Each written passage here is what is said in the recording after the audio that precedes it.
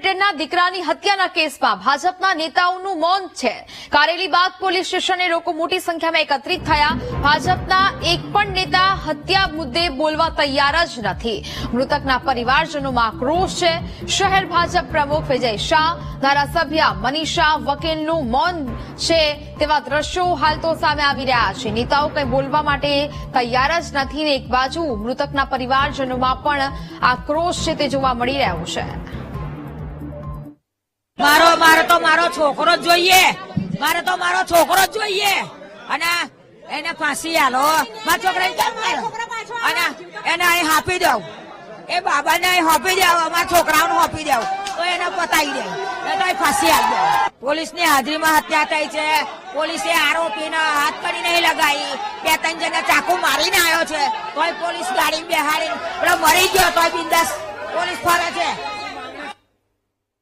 સંવાદદાતા Manu Chavda phone line પર જોડાયા છે। માનુ, ભાજપના પૂર્વ કોર્પોરેટરના દીકરાની હત્યા કરી દેવામાં આવી છે, છતાં ભાજપના નેતાઓનું મૌન કેમ છે? પૂર્વ કોર્પોરેટરના પુત્રની હત્યા કરવામાં આવી છે અને આ સમગ્ર હત્યા મામલે અત્યારે મોટી સંખ્યામાં લોકો કારેલીબાગ પોલીસ સ્ટેશન પહોંચ્યા છે। અહીંયા વહેલી સવારથી જ ભાજપના નેતાઓનો પણ જમાવડો છે। ભાજપના નેતાઓ પોલીસ સ્ટેશનની બહાર ખુરશીઓ નાખીને બેઠા છે, પરંતુ એક પણ નેતા કંઈ બોલવા તૈયાર નથી।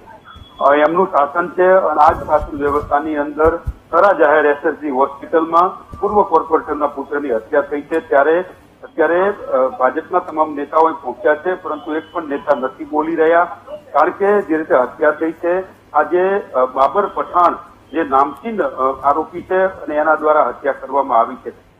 એસએસજી હોસ્પિટલમાં હત્યા થઈ છે અને એના કારણે અત્યારે ભાજપ પણ કંઈ બોલી ન શકે એવી સ્થિતિમાં મુકાયું છે। આરોપીને પકડવા માટે પોલીસ અત્યારે પ્રયત્ન કરી રહી છે। એ પૈકીના 2 કે 3 લોકોને રાઉન્ડ અપ પણ કરી લેવામાં આવ્યા છે। સીસીટીવી ફૂટેજના આધારે પોલીસ ઓળખ કરી રહી છે, કોની કોની સંડોવણી છે એમની ધરપકડ કરવામાં આવશે। પરંતુ મામલો એ છે કે શહેરના મધ્યમાં એસએસજી હોસ્પિટલમાં પોલીસની કહેવાતી હાજરી વચ્ચે હત્યા થઈ છે અને એને લઈને અત્યારે ભાજપના નેતાઓ મૌન સેવી રહ્યા છે, એમને ચૂપકી દે તેવી છે। જી બિલકુલ માનુ, જાણકારી બદલ આપનો આભાર।